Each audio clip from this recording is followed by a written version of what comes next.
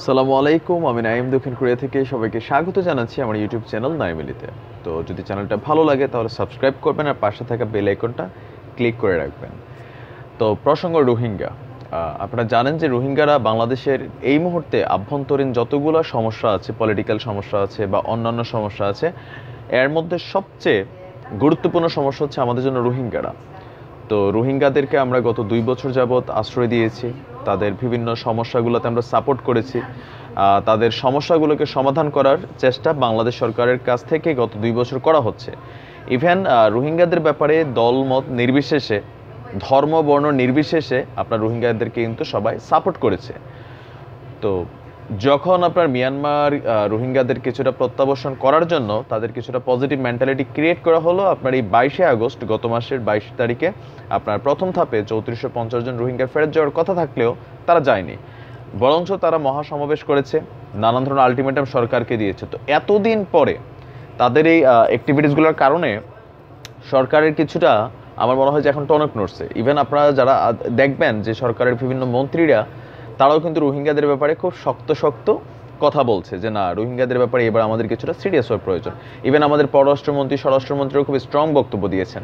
তো তারই ধারাবাহিকতায় গত কিছুদিন আগে আপনার যুবলীগ নেতা ওমর ফারুককে হত্যার পরে রোহিঙ্গা ডাকাত নূর হোসেনকে যখন আপনার ক্রসফায়ারে নিহত করা হয়, আর তার যে অবৈধ সম্পদ, তারপর হচ্ছে এখানে যে নেটওয়ার্কিং বাহিনী, বাংলাদেশি ভোটার আইডি কার্ড, নানান সমস্যাগুলো কিন্তু সামনে চলে আসছে যে রোহিঙ্গারা এখানে তারা কি করছে, আর তাদের সাথে বাংলাদেশেরও একটা মির্জাফর গোষ্ঠী সামান্য পয়সার লোভে নিজের দেশকে যারা বিক্রি করতে পারে, ওই শ্রেণীটা কিন্তু রোহিঙ্গাদের সাথে জড়িত হয়ে গেছে। তো সরকার এই মুহূর্তে রোহিঙ্গাদের অবস্থানটাকে আপনার একটা বাইন্ডিংসে আনার জন্য চেষ্টা করছে। তো প্রথম ধাপে যেটা করা হচ্ছে সেটা হচ্ছে রোহিঙ্গা অধ্যুষিত এলাকাতে আপনার মোবাইল নেটওয়ার্কিং প্লাস হচ্ছে রোহিঙ্গাদের কাছে থাকা সিম, মোবাইল ফোন তারা যাতে ইউজ করতে না পারে সেটার জন্য সরকার নীতিমালা প্রণয়ন করেছে অলরেডি। আর সেটা বাস্তবায়ন করার জন্য আপনার কক্সবাজার, টেকনাফ, উখিয়ার যে স্থানীয় পুলিশ প্রশাসন আছে বা আপনার জেলা প্রশাসন আছে তাদেরকে নির্দেশ দেওয়া হয়েছে যাতে রোহিঙ্গারা কোনোভাবেই আপনার মোবাইল ফোন ইউজ করতে না পারে। আপনারা জানেন যে মোবাইল ফোনের পজিটিভ দিক যেমন আছে, কিছু কিছু কাজে মোবাইল ফোনের নেগেটিভ দিকও আছে। আপনি ইচ্ছে করলেই সব ফোন মনিটরিং করা যায় না, এগুলো হলিউড বলিউডে সম্ভব, কিন্তু আমাদের বাংলাদেশে সম্ভব না। মোবাইল ফোন ট্র্যাপ করা যায় সেটা হচ্ছে যখন কোনো পুলিশের ইনভেস্টিগেশন প্রয়োজন হয়, তখন হয়তো ওই নাম্বারটাকে মনিটরিং করে। আর আপনারা জানেন যে মোবাইল ফোনের সিম কিনতে বেসিক্যালি আমাদের ন্যাশনাল আইডি কার্ড লাগে, তাহলে রোহিঙ্গারা এত হাজার হাজার সিম, এত ফোন কোথায় পাচ্ছে? তার মানে হচ্ছে এক ধরনের অসাধু চক্র বা ব্যবসায়ী যারা করে পয়সার লোভে তারা রোহিঙ্গাদেরকে এই সিমগুলো বিক্রি করে দিয়েছে, এবং বাংলাদেশিদের আইডি কার্ড দিয়ে। তো এটাকে বন্ধের জন্য সরকারের এই পদক্ষেপটা আমি মনে করি খুবই জরুরি, খুবই জরুরি। আর এটা যত দ্রুত বাস্তবায়ন করা হবে, আর এটাতে যদি কোনো রকম গাফিলতি করা হয়, এটার সাথে যারা রিলেটেড থাকবে তাদেরকে ঝুলাই দিতে হবে যাতে এই ধরনের কর্মকাণ্ড বাকিরা করতে না পারে। তো আপনি ব্যক্তিগতভাবে কতটুকু মনে করেন যে সরকারের এই মোবাইল সেবা বন্ধের যে নির্দেশ দিয়েছে সেটা আমাদের স্থানীয় প্রশাসন অথবা ওইখানের যারা আছেন তারা আসলে কতটুকু বাস্তবায়ন করতে পারবে, সেটা হচ্ছে দেখার বিষয়। আমি আশা করি যে এই ব্যাপারে অন্তত দেশপ্রেমের বিষয়টা মানুষের মধ্যে কাজ করবে যারা প্রশাসনের সাথে জড়িত। এমনি তো খান, মাঝে মাঝে খান, তো কিছু কিছু ক্ষেত্রে আসলে না খাইয়া দেশের জন্য কিছু চিন্তা ভাবনা করা উচিত। রোহিঙ্গারা খুবই ভয়ঙ্কর হয়ে যাবে, অলরেডি হয়ে গেছে।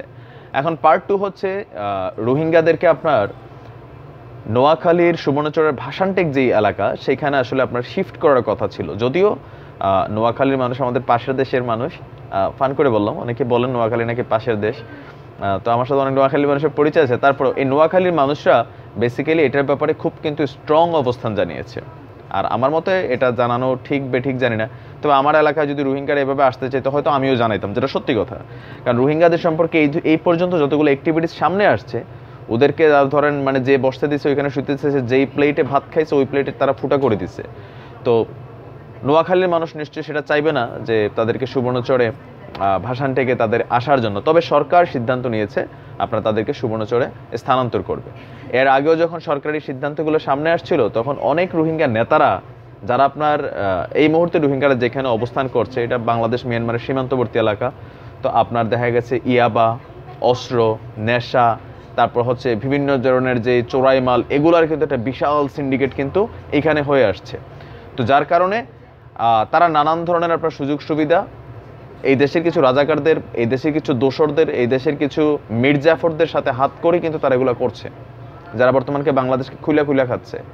তো তাদের মাধ্যমে রোহিঙ্গারা ওইখানে যে মজাটা পাচ্ছে, আপনি বোঝেন না যে একজন ডাকাইত হ্যাঁ, সে এত লক্ষ লক্ষ টাকার মালিক হয়ে গেছে, 4টা বাড়ি, 3টা স্ত্রী, তার মেয়ের জন্মদিনে 1 কেজি স্বর্ণ সে পাইছে। তার মানে এখানে কিছু কিছু রোহিঙ্গারা, তারপরে ধরেন রোহিঙ্গা প্রধান যে মহিবুল্লাহ আছে, ডোনাল্ড ট্রাম্পের সাথে দেখা করতে গেছে, সে কেমনে কেমনে গেছে, তাহলে ওদের কিন্তু এখানে ইন্টারন্যাশনাল একটা অর্গানাইজড করা হয়ে যাচ্ছে।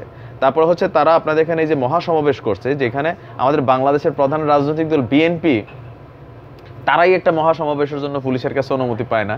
তো রোহিঙ্গারা কিন্তু একটা জিনিস আপনার দেখাই দিছে, আমার মনে হয় যারা বিএনপি ঘটনার রাজনীতি করেন তাদের কিছুটা এখান থেকে বোঝা উচিত যে হুট করে কিন্তু আসলে করলে করা যায়, মানে চেষ্টা করতে পারেন। তবে রোহিঙ্গারা কিন্তু এটা দেখাই দিচ্ছে, ঠিক আছে, এই যে একটা মহাসমাবেশ করে ওইলান কাণ্ড ভাই, ইভেন আলটিমেটাম দেওয়া, ঠিক আছে। তো এই বিষয়টা হচ্ছে যে তার মানে তাদেরকে পিছন থেকে কেউ অর্গানাইজড করছে, তাদের যে ড্রেস আপ ছিল, তাদের যে আপনার পোশাক আশাক ছিল, তারপরে যে ইংরেজিতে যে ব্যানার ছিল, সেইখানে যে স্লোগানগুলো ছিল, রোহিঙ্গারা ঠিকমতো ভাত খাইতে ভাত পাওয়ার কথা না, তারা এই যে অর্গানাইজড হচ্ছে।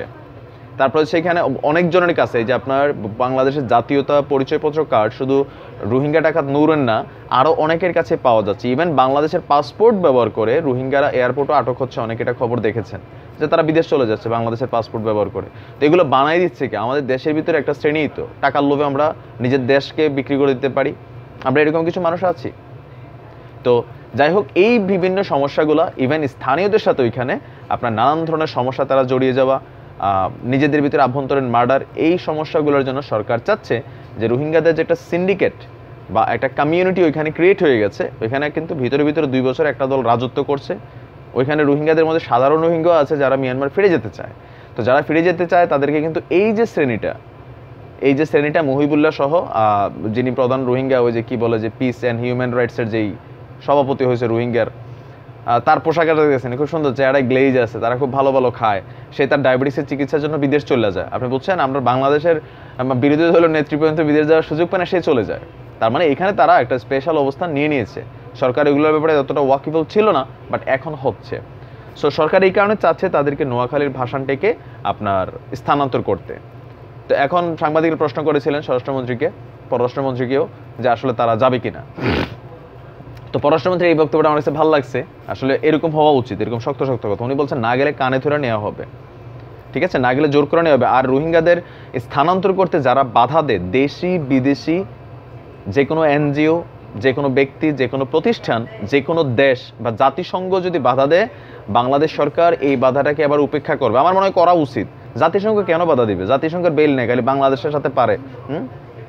আমাদের সরকার জাতিসংঘের মিয়ানমার এরকম বাম আঙ্গুল দেখায় তারা রোহিঙ্গা পিটাইয়া বাংলাদেশ পাঠিয়ে দিচ্ছে, আর বিশ্বরে গনছে।